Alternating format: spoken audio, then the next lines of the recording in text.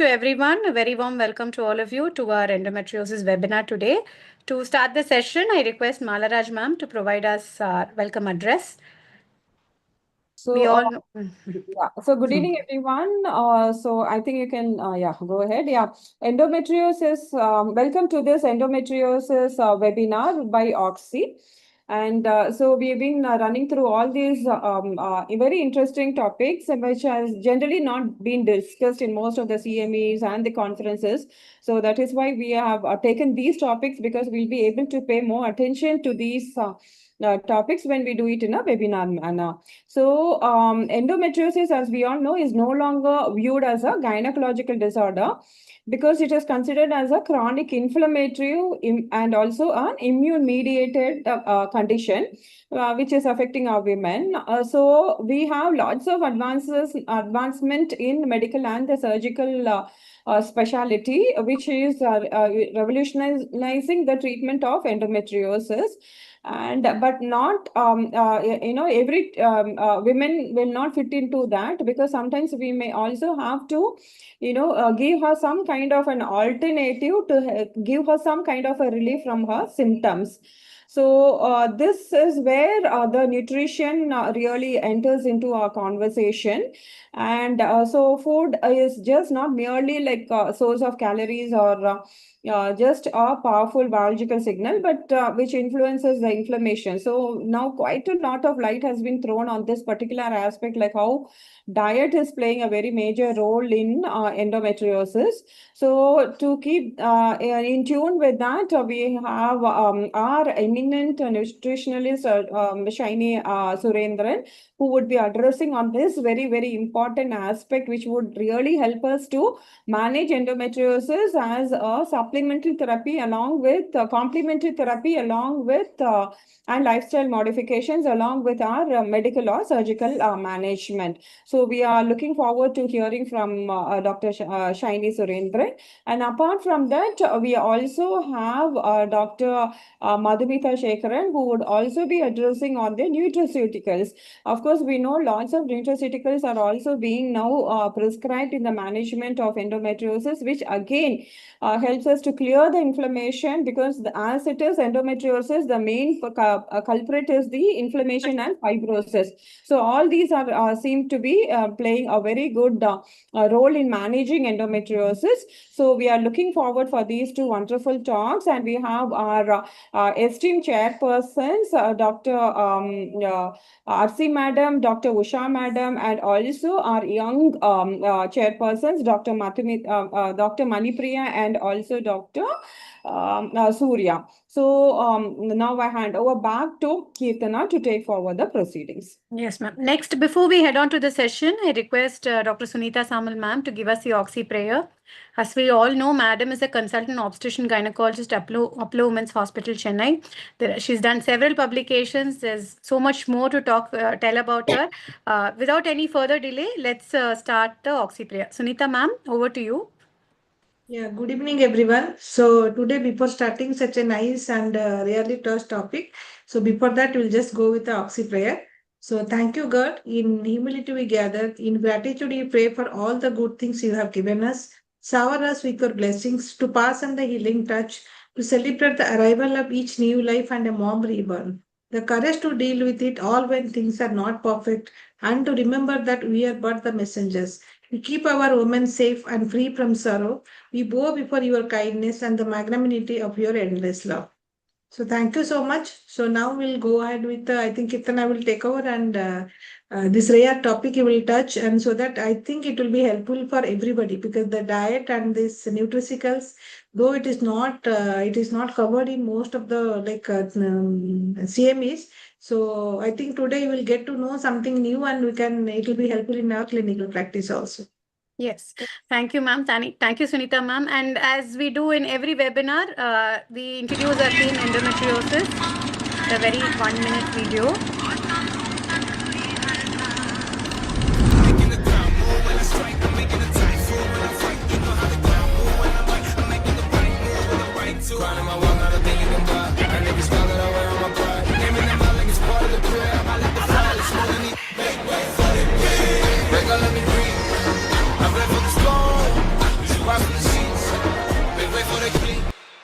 So we are Team Endometriosis, curating you different webinars every month. And this is about me. I'm Dr. Keertana Ashwin. I'm a clinical director at the Fertility and Maternity Center. And our first topic today is Nourish, Modulate and Manage, an integrative approach to endometriosis. To start this session, first I would like to introduce our chairpersons for this session. First, we have Dr. Arasi Srivatsan ma'am. Madam is a professor of obstetrics and gynecology. She's a senior academician with fertility specialist with 26 years of teaching experience with special interest in infertility. And she's done her MBBS from Madras Medical College, her MD Obstetrics from IOG Egmore, Diploma in Reproductive Medicine at Kiels, Germany. And she served as a Dean Government Medical College and Hospital Tiruvallur and Omadurar Medical College, Chennai. And she's also presented several research papers at state and international conferences. Happy to have you here, ma'am. Thank you, ma'am. Yeah. And next we have our young obstetrician today, Dr. R. Manipriya Arun. Madam is a consultant at Aishwarya Women's Hospital and Fertility Center, Chennai. She's had more than 25 publications to her accolades and many presentations in international and national conferences. She's a member of OGSSI, TAPISAR and ISAR and author of chapters in undergraduate textbooks. And she's also won the ICMR Research Scholarship. Happy to have you here, Dr. Manipriya. Thank you, Dr. Keertana. Thank you. Yes. So to introduce Mrs. Shiny, I request Dr. Arasi Srivatsan ma'am. Yeah, Shiny Surendran is a nutritionist. She's a famous nutritionist with a lot of famous clientels like cricket players, table tennis players, badminton players. She has done her several degrees from Monash University, Australia, New Zealand, as well as from Germany. And she gives a lot of meal plan to several TNPL players also. And we are eager to hear what she is telling. And I hand over the speech to Shiny. Thank you. Shiny ma'am, Shiny ma'am, you can start presenting. I'll stop sharing my screen. Yeah.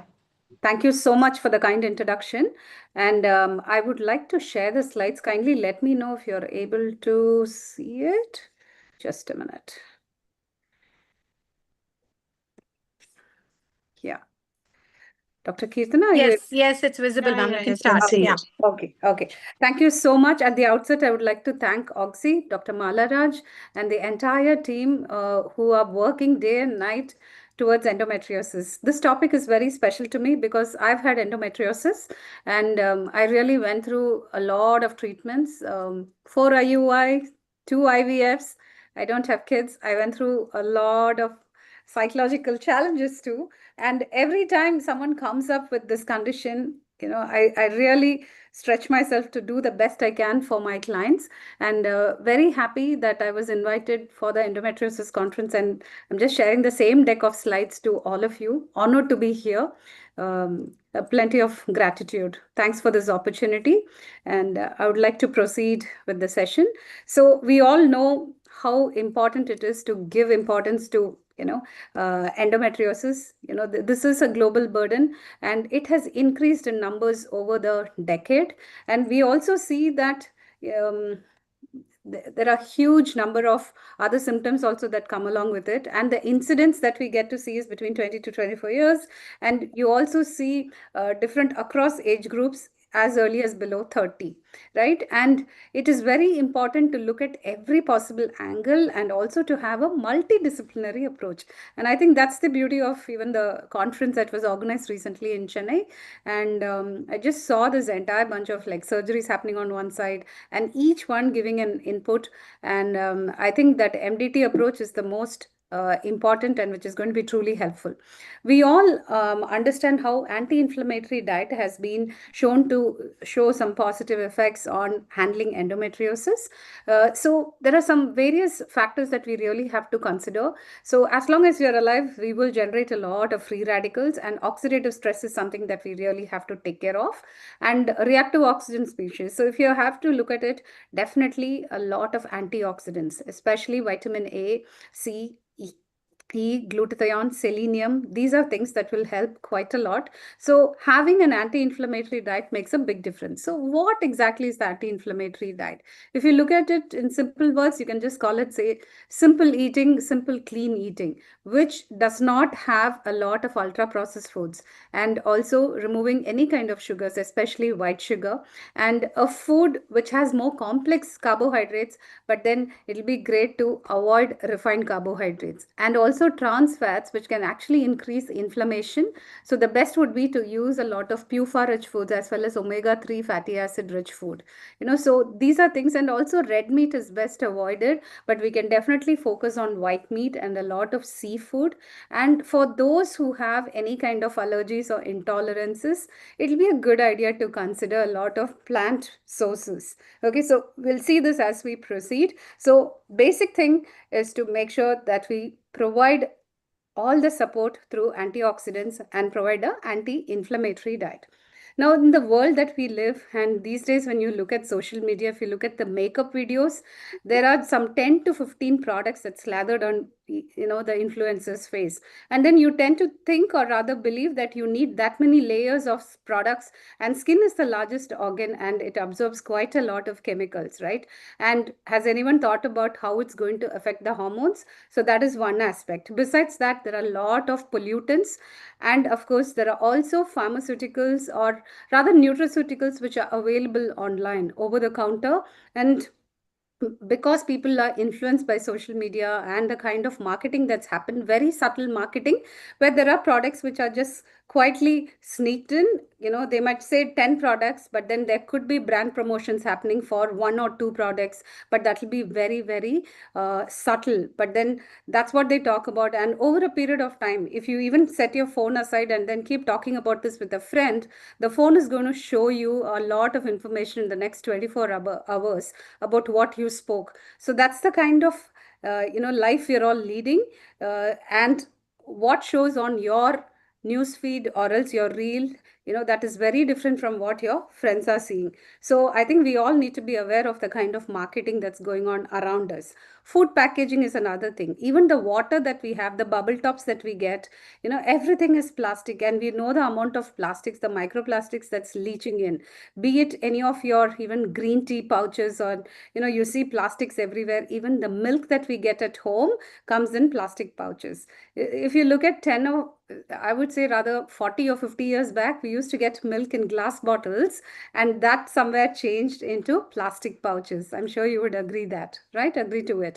And plastic containers again, of course, the water bottles that we use, the tiffin boxes that we carry to work, everything, even the snack box, everything has a lot of plastics. Food packaging, even clothes, even the gym clothes, if you notice, there are very popular brands which have been highlighted that how it can affect health in so many ways. So apparel, gym apparel, because you end up sweating quite a lot, and the material that is used in gym clothes are again a cause of concern.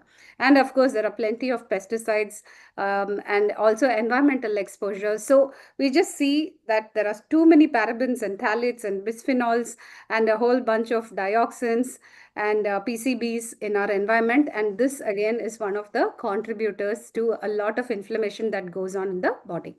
And as far as gut health is concerned, over the past 2 decades, we have noticed the kind of importance that's been given to gut health, right? And it's not just about, immunity, but also about skin health, or about everything that we talk about today, be it even a stubborn fat loss, or if someone is having a lot of injuries, be it sports also, we always go, or rather look at the gut health. If there is inflammation in the gut, then that is definitely going to affect every cell in the body. And things that are quite often overlooked is the prevalence of, say, food allergies, or else even food intolerances. Now, food intolerances are very, very prevalent. There are a lot of people with non-celiac gluten sensitivity, but then they assume that wheat products and barley and rye, or multigrain breads, or multigrain porridge mixes, or chapati mixes, all these are quite often used without knowing that the barley or the wheat sitting there could actually cause a lot of inflammation. So the intestinal villi could be inflamed, so which means you might end up eating quite a lot of healthier, nutritious foods, but then the absorption might not be great. So which means at the cellular level, there's definitely a nutritional deficiency. And this generalized inflammation could really spike up the inflammatory markers, and that can come in the way of conception and a whole lot of other issues. So we just get to see that gut health makes a big difference. Another factor is also that vegetables, or rather fiber-rich food, we all know how important prebiotics and probiotics are. And in order for the gut bacteria to be supported, we definitely have to include a lot of plant-based food. So usually we say 2 to 3 cups of vegetables. That will come up to around 300 to 500 grams of vegetables. And how many of us eat that amount is the big question. And again, we need to eat a variety. What we call is the food diversity score. So be it cereals, pulses, orals, say vegetables, fruits, in each of these categories, we really need to eat a variety. So in a week, if you're able to take 30 to 40 varieties of plant-based foods, this is very, very supportive to the gut. Now, besides the vegetables, you also have to include fruits and say fermented rice water and some homemade curd. And these kind of foods, or even fermented batters like idlis or dosas or appams, uttappams, all these fermented batter, as well as even kimchi or kefir or kombucha, these are all very, very supportive for gut health. And another important factor is when there is estrogen dominance, a high fiber diet is going to trap the excess estrogen and it will help eliminate it from the system. So main thing, we just have to make sure that the gut is really taken care of, and we have to prevent any kind of gut dysbiosis. And this is going to ensure that the circulating estrogen levels are definitely kept under control. Got it. So FODMAP diet, this is the course that we had done during the pandemic from Monash University. Now, low FODMAP diets are highly recommended for treatment of endometriosis, because again, there are certain foods that we believe are very healthy, but then it might not suit, especially a person who's going through endometriosis. FODMAPs is usually given for people with irritable bowel syndrome, but they also found the indications of use for endometriosis as well. Okay, simple foods like rajma, chana, watermelons, which we usually eat, might not work very well for individuals with endometriosis. So how do we go with this? The protocol is such that initially you start them with a low FODMAP diet. So remove any food which has high FODMAPs, and then the next phase will be to reintroduce the diet again, and then you go ahead to see how well the person is responding. All the while, we'll have to maintain a food journal to see what works, what doesn't, what can be taken in small limited quantities, what can be taken in moderate amounts, and what needs to be avoided completely. So that will be the step 3 of FODMAP personalization diet. Okay.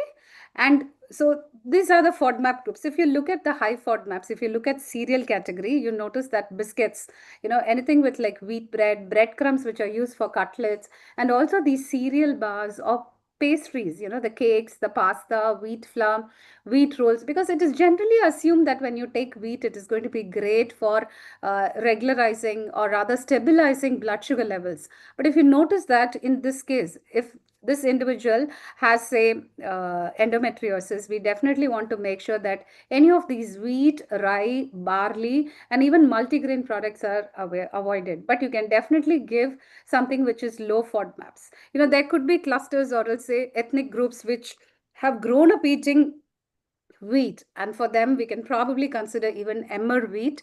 And also, of course, our South Indian breads, if you look at akki roti, or else the rice roti, or aval upma, or the rice poha, rice flakes poha, and different types of millets, brown rice, basmati rice, the red rice, which is say the mapla samba, katiyanam, those kind of ancient traditional rice can be included instead of these kind of gluten-rich foods.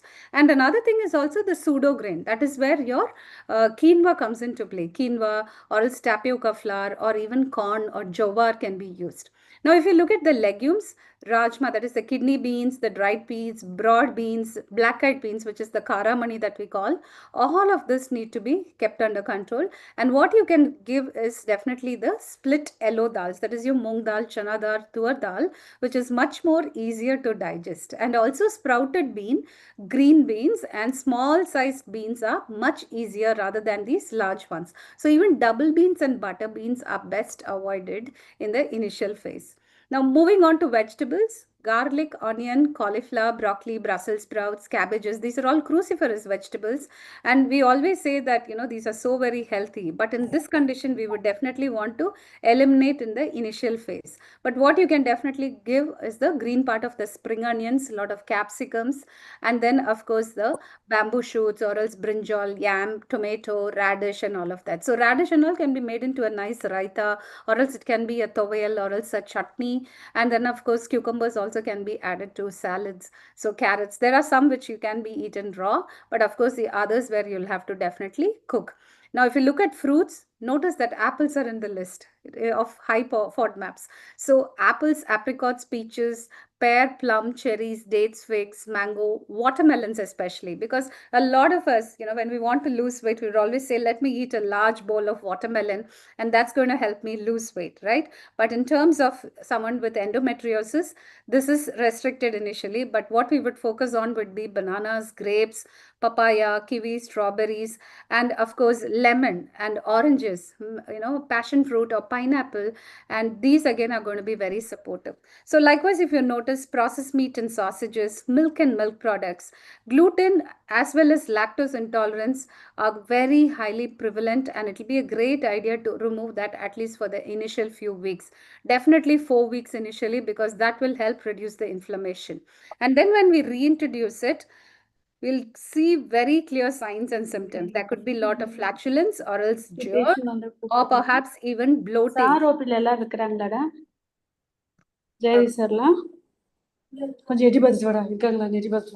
Can we mute? Okay. I'm sorry, can we mute others? Can you please go on mute? Yeah, thank you. Thank you. So there could be any of these, that is what I meant was the milk and milk products can really cause a lot of trouble. So avoiding it for the first 4 weeks will definitely help reduce the inflammation. And instead of dairy products, you can definitely try any of the nut milk, soy milk, or sometimes even a millet milk. Even that might work out really well. And we also have vegan cheese, which is easily available. And dairy-free puddings or even pastries or dairy-free, even ice creams are available in the market these days. So you could consider that for someone who really likes those. And of course, condiments and spices, and also beverages like beer.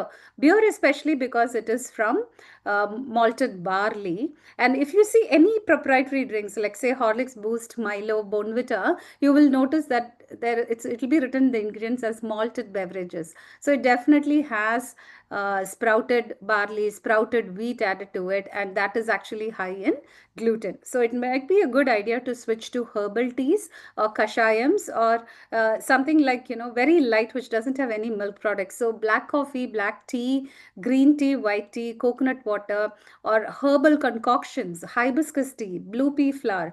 Those are things that can be considered. Okay. So we definitely do see that how women consuming the most inflammatory, pro-inflammatory diets, usually have a higher likelihood of endometriosis. And you also see parallelly there's metabolic syndrome, which could also be there in certain individuals. So we really have to tackle these two together. So consuming anti-inflammatory diets definitely has seen, or rather shown, a lot of benefits. And one more thing about this entire thing is about, besides the FODMAP diet, anti-inflammatory diet, you also can support it with a Mediterranean diet, or else rather omega-3 rich foods. So for a vegetarian, omega-3 could come in from chia seeds, sabja seed, fenugreek seeds, a lot of almonds and walnuts. Okay, that also will be helpful. And also along with that, it'll be great if you could include some green leafy vegetables, and in certain cases, omega-3 fatty acids supplements itself. Now, for a non-vegetarian, fatty fishes like salmon, sardine, herring, mackerel. These are all great sources of omega-3 rich food. So at least weekly 3 to 4 times is something that is highly recommended. Red meat definitely is not allowed, but in this case, we can recommend, say, poultry, eggs, and of course, seafood, which will be very, very helpful because we don't want additional estrogen production because they will be having a lot of estrogen dominance. Now, dairy, again, for the same reasons, either be it a lactose intolerance or it could also be because of the hormones. And it's very, very important for us to remember that years ago, people would have cows in their homes and it will be fed certain things by the people in the house, and it's not like a dairy farm where milk come from various cooperative societies, and it could be a mix of every other milk. So you don't know whether buffalo milk and goat milk and cow's milk is combined together, and it's not the milk is not coming from one cow. Okay, so I think we really need to remember that, because a lot of people will ask, like, I've lived my life drinking milk, now why all this, information about avoiding dairy? This is something that's quite often asked. So it'll be a good idea to keep the curd there because it doesn't have lactose. But I think the main thing is milk, cheese, and milk solids, as in ice creams or else chocolate bars. I think we really have to pay attention. And thankfully, there are so many products which is dairy free and it's easily available in the market. Fiber, again, as we said, very supportive for gut microbiota. Okay. Now, again, how best can we help an individual with endometriosis besides all the treatment that you as doctors are giving?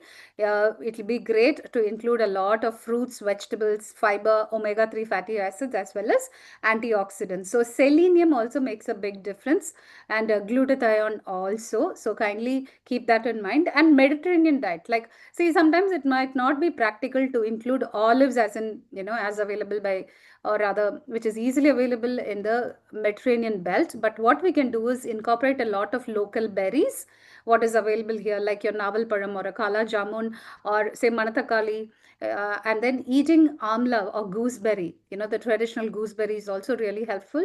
And we can also include moringa leaves, curry leaves, Vendayam or else the fenugreek, and that is very, very helpful to stabilize blood sugar and also cholesterol, and is also anti-inflammatory. Fruits, vegetables, legumes, any of this, try to choose what is easily available locally, and that will make a big difference. Done. Now, if you're looking at the nutrients that's going to be truly helpful. So main thing is what to avoid is in the right. The pro-inflammatory is animal fat, the red meats, the processed food, and of course the added sugar. So reading food labels is very important. So the dietitian in your clinic can educate your clients on how to read a food label. It's as important as, you having a life skill of being able to read and write and drive and swim. It's just like that. They should be taught how to read a food label so that they can pick the right products from the supermarket or any grocery shopping. So what is helpful? Phytoestrogens, resveratrol, okay, vitamin C, D, and E, herbs and spices. So omum, jeeragam, fennel seeds, all of that are very, very helpful. And of course, coffee and tea, but the ones without milk and sugar. So any of those herb teas as well as black coffee is what has been recommended.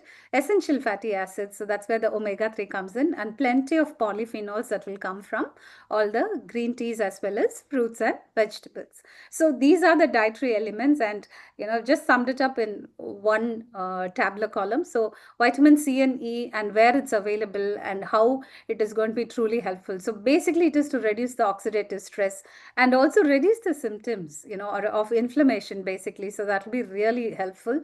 And any of these, resveratrol, you can either take it as like fresh grapes, especially the purple grapes, that will be really good. But again, it has to be washed very well because the pesticides and all that, the content is quite high there. And of course, herbs, spices, coffee and tea, essential fatty acids, vitamin D, and also trying to remove the red meat and the ultra processed foods. Okay, so omega-3 definitely has a big role to play.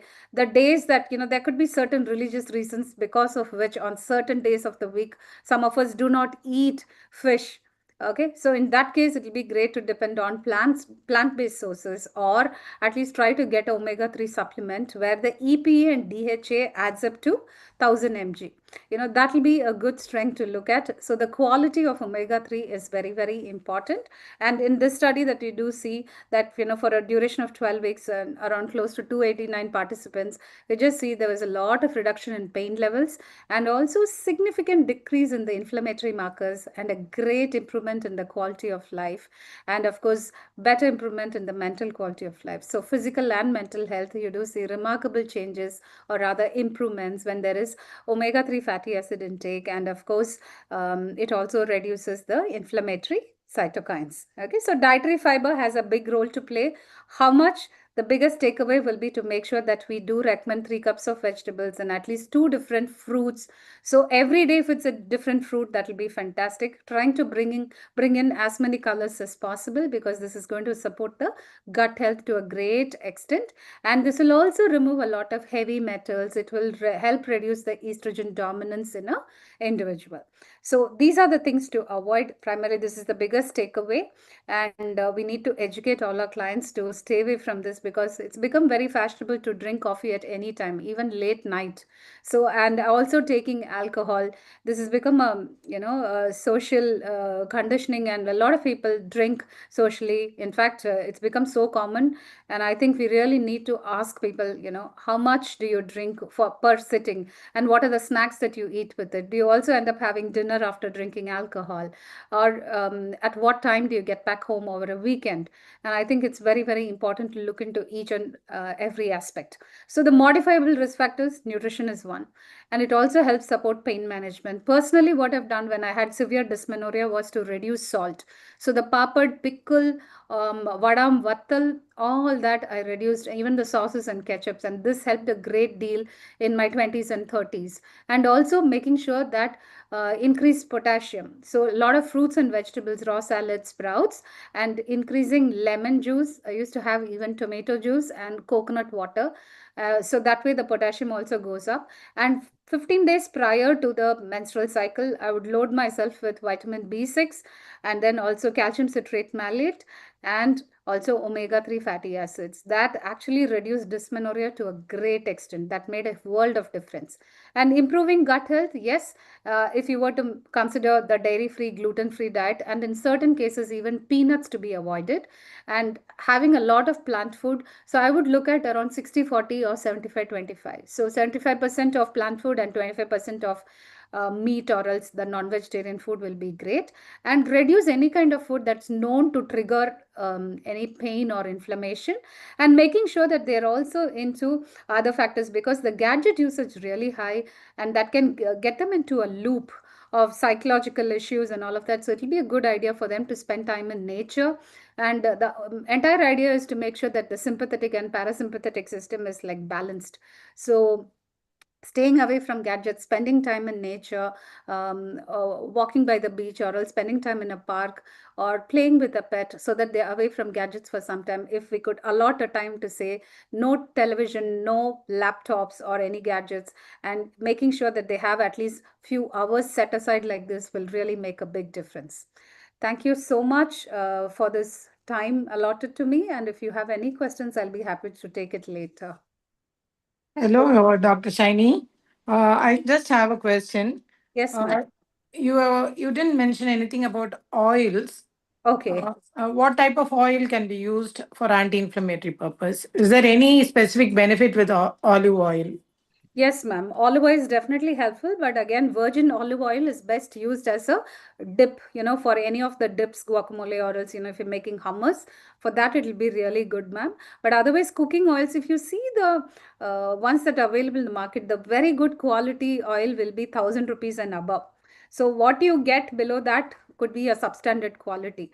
But what we can get locally will be cold pressed pure oils, traditional oils like gingerly oil or groundnut oil or rice bran oil. That will be very helpful. And also using 1 teaspoon of ghee, 1 teaspoon of coconut oil. And this will also be really helpful. And when it comes to butter, any of those plain white butters, right? You get those in organic stores. That will also be really helpful. The unsalted butters. So 1 spoon of each. For example, if it's a soup, we can use unsalted butter. If it's a avial, then we can use pure coconut oil. And if it's something like a dip, that's when we can add a little bit of olive oil. Let's not heat it, ma'am. And any of those sambar for tempering any of those poriyals and gravies, gingerly oil will be a fantastic oil because it works very well for people living in this, the southern belt. The geographical conditions also have to be kept in mind. Yes, I ma'am. think olive oil should not be heated Yes, ma'am. because if you Yes, heat, it will get oxidized. So that is why it has to be used raw. For, correct. yeah. Yes, ma'am. Yeah, what about mustard oil, Saini? Yes, ma'am. Mustard can be used, and it's primarily used in Madhya Pradesh and also West Bengal. If you look Yeah, at we the use ethnic lot of origin, mustard oil. That's what I just wanted to ask. It's like yes, when we eat fish and all, we love to eat with mustard oil food. So that's ma'am, what are I you just from wanted. West Bengal? No, I am from Odisha. Odisha, Odisha. okay. Yeah. I grew up in Calcutta, so Okay. that flavor of mustard is like so Yeah, yeah, correct. Calcutta, West Odisha, both like they are all love to eat fish. similar. So Yeah, yeah, so we eat with more like we used to raw mustard oil also. That's what I yeah. wanted to ask. Is that any changes it happens with mustard oil? Ma'am, it is really good to use mustard oil, but also the weather conditions in Orissa, West Bengal versus in Tamil Nadu, it's quite different. So use it for traditional dishes, but at the same time, let there be a combination of these traditional oils. The geographical location also matters quite a lot. For the heat and humidity here Yeah, of course. versus your native town, right? So have a combination of rice bran oil so that you're getting a lot of mufa there and pufa, and then a little bit of rotate the oils as well. And usually in the thali, when you have rice, roti, sabzi, dal, and some fish, each dish there will be a different oil that's used. So that brings a beautiful variety. So mustard oil shouldn't dominate 90%. Yeah, yeah, that's I'm true. trying That's to be I have looking. one more question about omega-3 fatty acid. Is there any time which it should be taken on empty stomach or after food or in the morning, night, like that? Ma'am, preferably in the morning after breakfast, but in case any of us forget, it can be taken after dinner also. The idea is to make sure that we get that dose regularly. So if one eats fish regularly, at least 250 grams per meal or per day, but otherwise, ideally after a meal. Okay, thank you, ma'am. Yeah, Shaini, there are so many conflicting informations, in the media about endometriosis. Every influencer has something to talk about endometriosis. So, how do you exactly counsel your patients when it comes to? Yes, ma'am. So Yeah, basically, you're because right. they come with a fixed idea that this is what it is. So you Correct. must be having a tough time. So how do you generally counsel? Yes, so we would always ask them to check the credentials of the person, their background, and if they are associated with any company. And I think that's very important because we do find a lot of unqualified people. They might have done just say a 3-month or a 6-month course in nutrition, or they might have been people who have just made a physical transformation and then they start claiming to be dietitians and all of that, versus people who go to the university and really spend like a good 6 to 10 years of education and then later work experience, right? So we would always, it's all about the conviction with which we speak and we show them research articles. Some clients do look at it. So they all do their research. They talk to AI, get the information, bring a printout, all this happens. So we are also equally armed with all the articles in order to convince them that it's coming from a scientific space and we do not have, anything to hide. So we say, if there is any disclosure, so we are not associated with anyone, we are not benefiting anywhere, but this is what we present. It's up to you to decide. Yeah. So Thank you, Shaini. Thank Can you. can we go on to the next topic, ma'am? Yeah, so thank you so much, Sure. Shaini. That was a very, very interesting and very informative. She's Thanks for your beautifully valuable highlighted time. Yeah.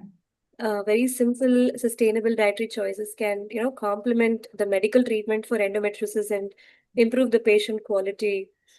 Thank you so much, and also with a personal touch. Thank you. Thank you so much for having me here. I'll be around in case any questions come a little later. Thank you, Shani. Thank you to all chairpersons. Shall we move on to our next session, ma'am? Mala, ma'am? Yeah, please. Yeah, okay. So our session 2 is on nutraceuticals and endometriosis. To take the session forward, I would like to introduce our chairpersons, Dr. Usha Rajesh ma'am and Dr. Surya Periyasamy ma'am. Dr. Usha Rajesh ma'am, she is a senior consultant obstetrics and gynecologist at Vijaya Hospital, Vadapani, an advanced laparoscopic surgeon, a postgraduate faculty, thesis guide, examiner in National Board of Examination Medical Sciences. Madam is also a certified menopause practitioner, has more than 20 publication index journals, areas of interest being high-risk pregnancy, vaginal surgeries, minimal invasive surgery. She is also a Rotarian and regular speaker in various clinical forums, delivers plenty of public awareness talks about women's health in various forums. Happy to have you here, ma'am. Thank you. Thank you for the kind introduction. Next, we have Dr. Surya Peresami, ma'am. She's a consultant fertility specialist and obstetrician gynecologist and laparoscopic surgeon, medical director at Nakshatra IVF and Women's Center. She has won the Youth Icon Award UISA 2026, Best Fertility Specialist in Chennai, Indian Medical Awards 24, a gold medalist, Best Outgoing Student in Post-Graduation, and several other prizes to her accolades. And she's been affiliated with the Executive Committee member at APISA. She's an Executive Committee member at IMA, Joint Editor at Tima Newsletter. Happy to have you here, Surya ma'am.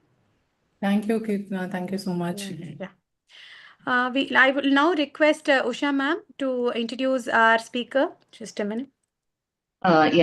First of all, I would like to thank OGSSI Endometriosis team for giving me this opportunity. And that was a great presentation from Shiny from the new concept like gut endometriosis axis and also that food map to endometriosis. It was nice. And coming to the second topic, it is nutraceuticals in endometriosis. We do use, most of us use this nutraceuticals alongside medical and surgical therapy. See, nowadays, like how endometriosis incidence is increasing, this high risk group of people, population is also increasing with all metabolic disorders and thrombotic risk. In these people, high risk people, we don't know what to use really with the hormones for a long term. We cannot use. So, for them, we can happily use this nutraceuticals, I believe. So, it's not only about the efficacy of the drug matters. Even starting from the acceptance and to the adherence of the drug.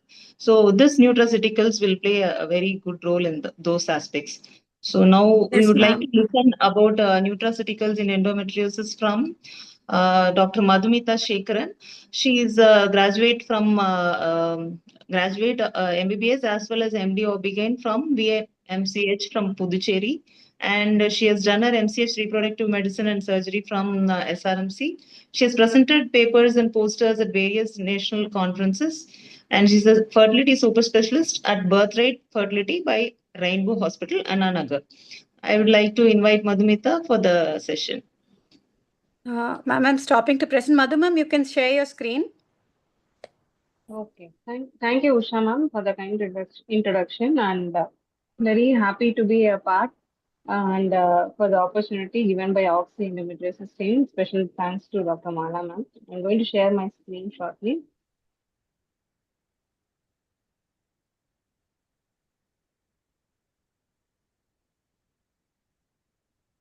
Yes, we are able to see, ma'am.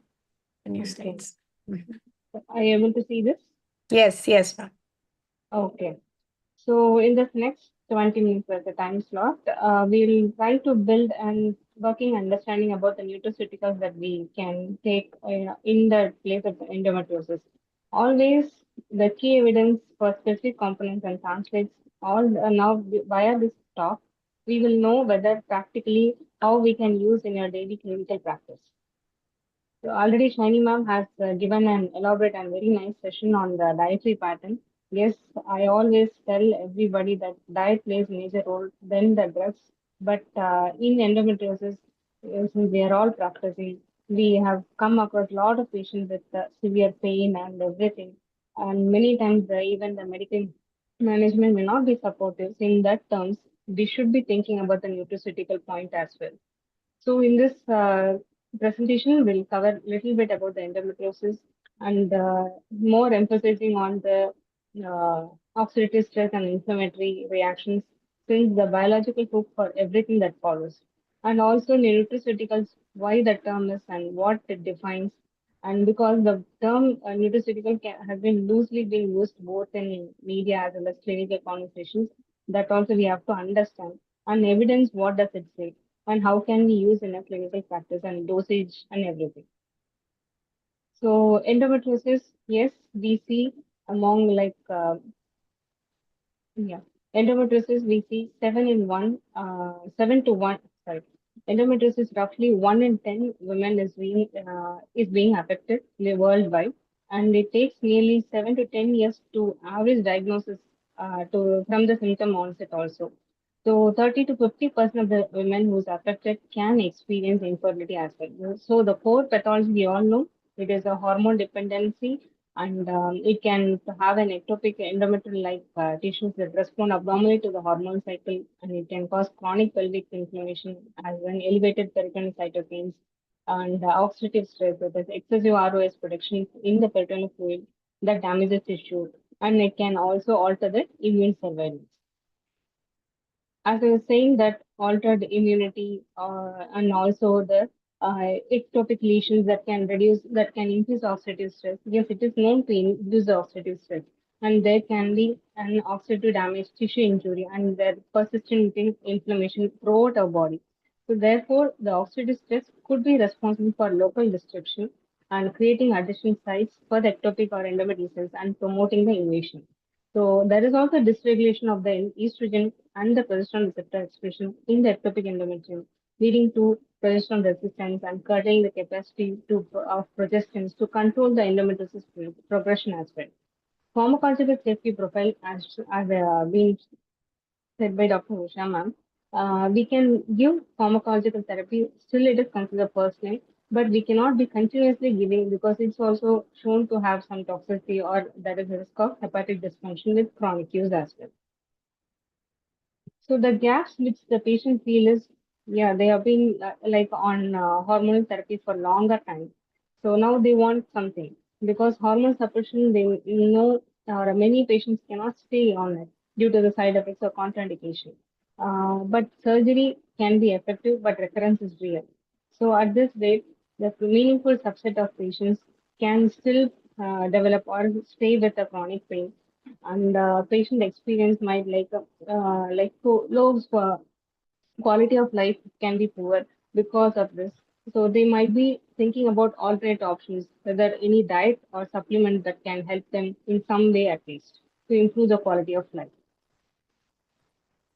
So what are nutraceuticals? That is like food-derived substance, nutrients, herbal extract, or bioactive compound that is taken in a purified or concentrated form to deliver a physiological or therapeutic benefit beyond basic nutrition. So where it sits is it's a whole food combination nutraceutical with an pharmaceutical effect as well. But remember, this is regulated as food supplement, and I'm sorry, my screen is gone, right? Are you seeing the slides? Okay. No, we are not able to see Madhu. Now it is same. Now it is same. Okay. So main categories that we see is omega-3 fatty acids, antioxidants, polyphenols, vitamins and minerals, and probiotics and amino acids and derivatives. Each of them has an indirect relationship to help to recover, to elevate the pain, to reduce the pain, and improve the quality of life. If you say omega-3 fatty acids, antioxidant vitamins, and polyphenol antioxidants like curcumin, vitamins and minerals, and vitamin D, and even probiotic, as I was saying, it can be acting through the gut microbiome, and the amino acid derivatives such as NAC, that is N-acetyl cysteine and melatonin. All these categories can mechanically act as an antioxidant and can help in a certain extent to improve the quality of life. Why targeted oxidative stress and inflammation it is a cascade of reaction that is happening. So peritoneal ROS production will be high, and that can increase the cell damage and as well as adhesions. And inflammatory cascade, that is increase in the interleukin 6 and TNF alpha as well as prostaglandin. And new pain or increase in the pain threshold or new growth of lesion, and there can also present with an infertility in later stage. So coming to the antioxidants and fatty acids, which I was saying about all these in the previous slide as well. Omega-3 fatty acids in the proposed mechanism, like it reduces the prostaglandin E2 and inflammatory eicosanoid synthesis. Many RCTs also have studied this it has found to show that reduced dysmenorrhea and the pelvic pain score, reduction in the pelvic pain score, and improvement in the pelvic pain score. Vitamin C and vitamin E. This also acts as an direct free radical scavenging, lowers the peritoneal fluid oxidative markers, and it also reduces, clinically if we see, it reduces the inflammatory marker, and also in modest some trials they have shown it reduces the pain as well. Vitamin D, we know it has an immunomodulatory effect, may inhibit the endometrial cell proliferation. 1 minute, my slide.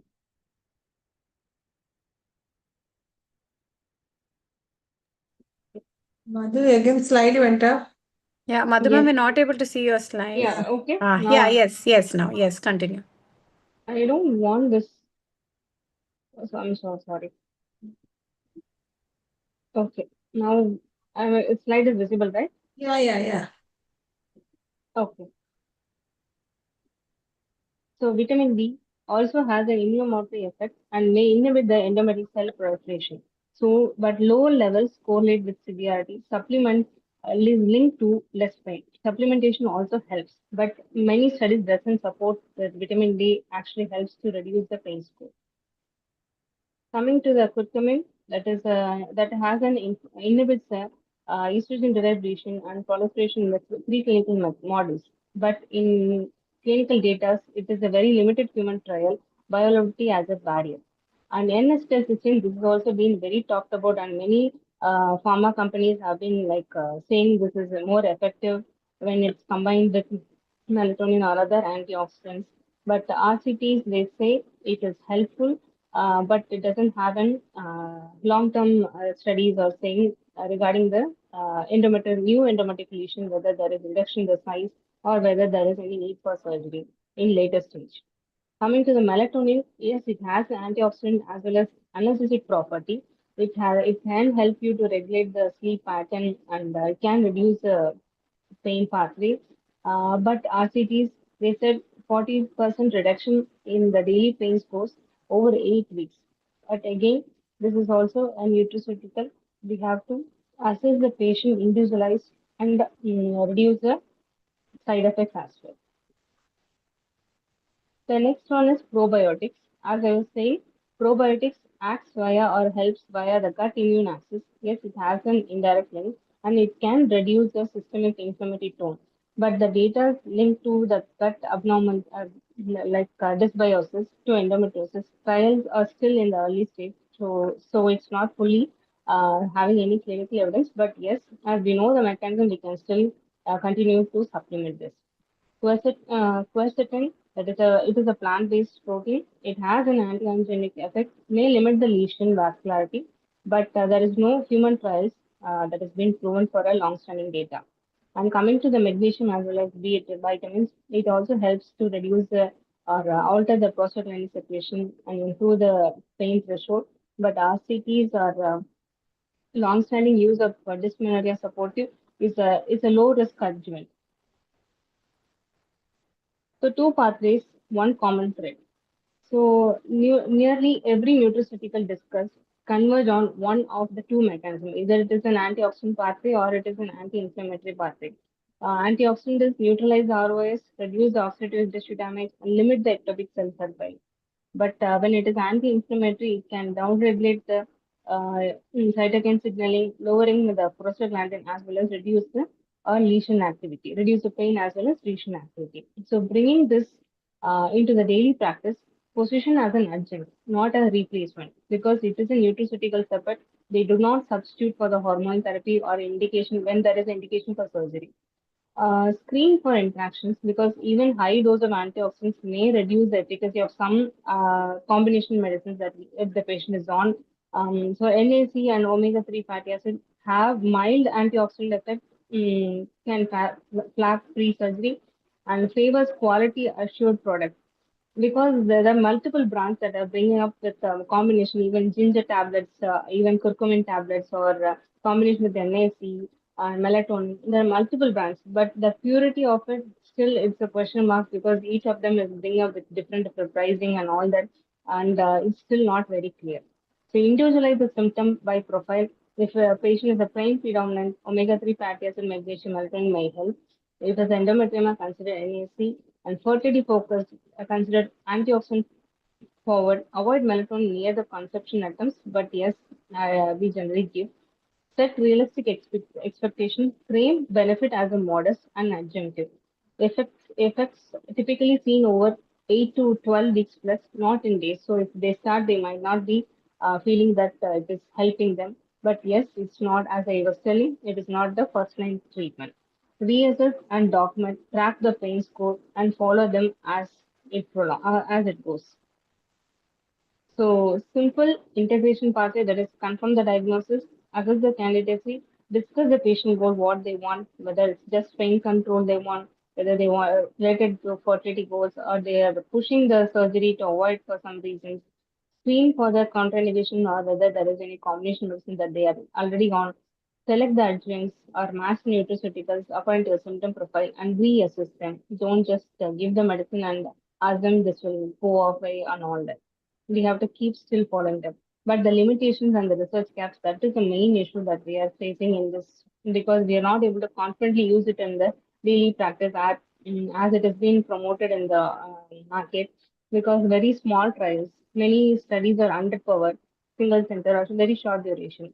And the dosaging and formulas are different across the countries or the pharmaceuticals companies. So even limited regulation is there. Supplement quantity. Some they were agreed in that FDA. Some is coming to the drug classification and supplied in the pharmacy, and it is widely variable. Unclear long-term data also. So bottom line, so treat the nutraceuticals on evidence-informed agent, promising reasonable but not yet definitive. Coming to the final takeaways, endometriosis, yes, it is driven by oxidative stress and chronic inflammatory state. Both are modifiable targets. Nutraceuticals are considered food-derived bioactives positioned between diet as well as the pharmaceutical. So omega-3, NAC, melatonin, vitamin D carry the strong current clinical signal, but research long RCTs, I mean many RCTs or any guidelines committees or not doesn't support these as an um, for a long-term usage. Use as an individualized adjunct as we know the mechanism how it acts. So yes, we can still consider giving them as a supplement, but never as a substitute for a guideline-directed care. Counsel, select quality products, and reassess the objectives at 8 to 12 weeks. Keep them in follow-up. We cannot just tell them to take only this and everything will be okay. So thank you, Oxy. Thank you, team, for giving me this opportunity. Thank you, Madhu ma'am. Chairpersons, any comments or questions? How do I stop this?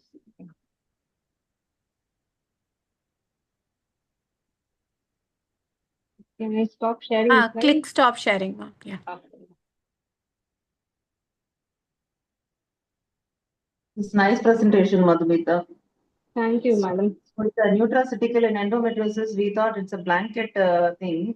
You just specified that it is very specific. We have to individualize. For a pain, there's a separate group of nutraceuticals. For fertility aspect, it is separate. And for like estrogen dominance, we have a separate. Based on that, we have to individualize. It's a good message. As Shiny madam was also saying, diet plays a major role. Even though as many pharma companies are bringing up with lot of products and they are telling, because as dosage is not fixed, even guidance doesn't show this dosage this patient will benefit. NAC, even for NS1016, there is many studies are projecting many doses, even for a pain relief or simple body inflammation. Also, they are all taking it. So even for male fertility patients, also they are also coming up with that combination to improve the antioxidant or reduce the oxidative stress. But there is no clear definition. This dose will be helpful for long term. That is the issue. So when that long term studies comes with big evidence and that we can confidently use in our daily practice. Madhumita, sorry. Madhumita, do you regularly prescribe any these nutraceuticals for endometriosis with fertility patients, infertility patients? Ma'am, I use Yeah, I mean, I don't use these omega-3 fatty acid, yes, I Yeah. give. And melatonin, yes, I give. And because they get very good relaxation and antioxidant property, and they sleep well. If they're having severe pain, the quality of life is very less. So that to improve that, I give these two combination, but other products I Melatonin, don't. you have mentioned those people who are planning for the fertility near pregnancy planning, it should be avoided. Yes, Just yes, I ma'am. saw your Even slide. in fertility, even in fertility treatments, when we are going ahead with home pickup and all that, we are not carrying forward after that. Okay. So what routinely we do, as Dr. Saini told, I don't know regarding diet, so much she told, particularly this fruit and this vegetables to avoid. We just tell in general, avoid all those processed foods and this refined refined sugar and also this refined flour. That means any food material made up of maida, refined flour. Those things always you tell avoid, tell to avoid and take more of fresh vegetables and fruits. But fruits also, she told apple has to be avoided.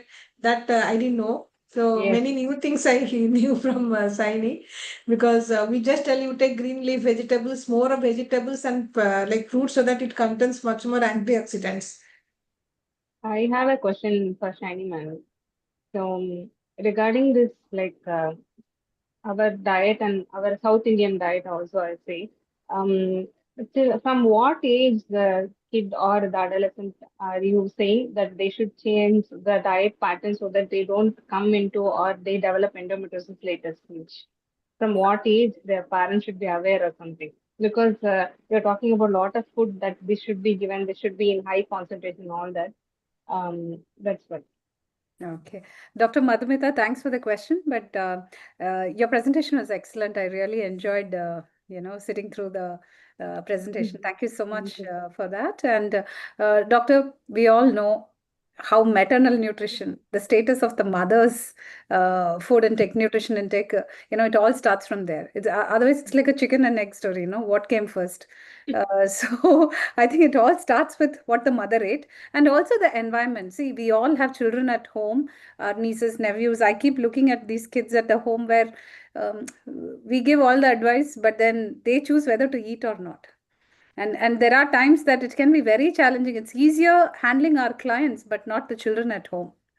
And we play a different role at home, and they don't want any gyan or any advice being given. But I think they learn a lot when they see us, when they Yes. see us following. So if there is a protocol that's set at home, for example, if it is going to be weekend, okay, Friday and Sunday we are going to eat out, or there'll be one meal that we can order from outside or something like that. If it is set, then there is a good mix of what is made at home and then of course what can be bought from outside. So we tend to strike a balance. Next thing is also, in order for any of this to be implemented, we need a good cook, because all of you are very busy doctors, you're running around, and I think the best investment, be it 50,000 sorry 15, 20, 25,000, I think it's worth having a cook.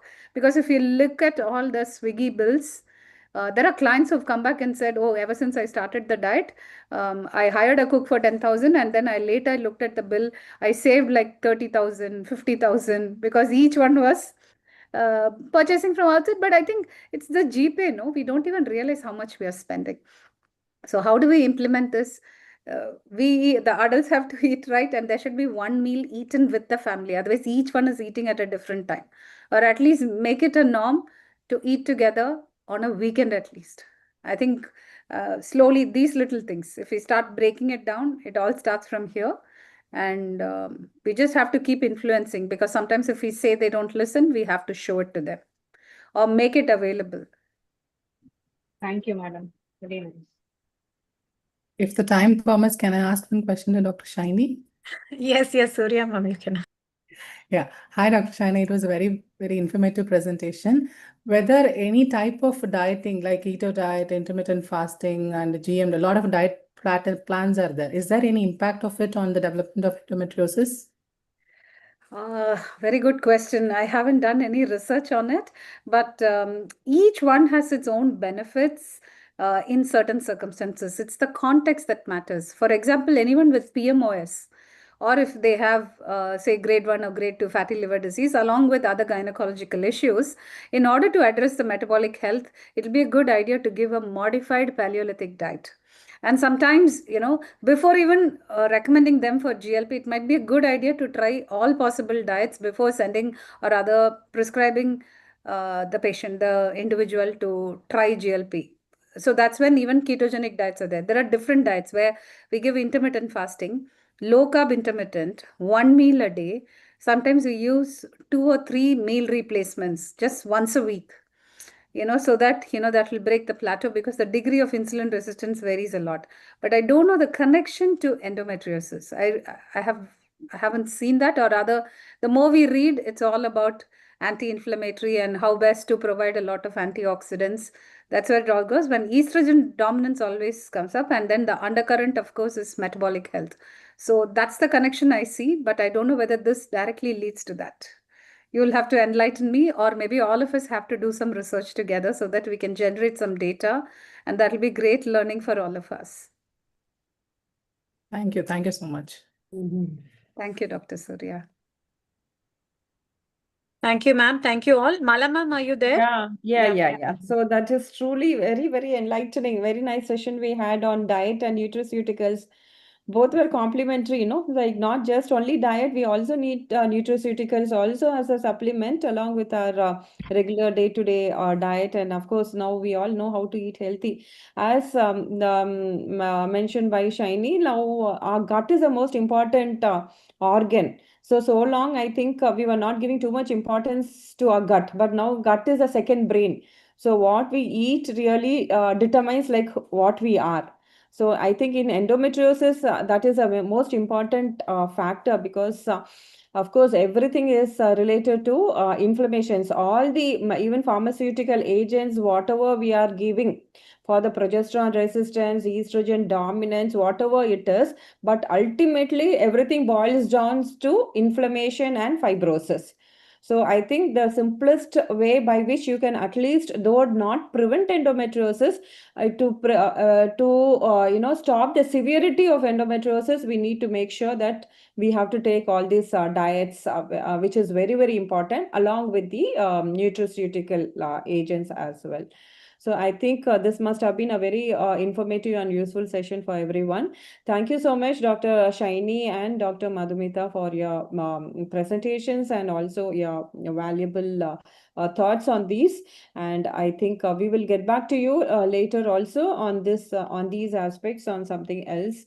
Dr. Shiny, thank you. So I'll also like to thank our moderator, Kirtana, and also all our chairpersons, Dr. Usha Madam, Dr. Arasi Madam, Dr. Manipriya, and also Dr. Surya for their participation. And also, I think we had a very good attendance also today. Something close to 50 of our webinar like this is really very, very, very good. And we are happy to continue this activity again. In the next month, we will meet with some other very important, interesting topic.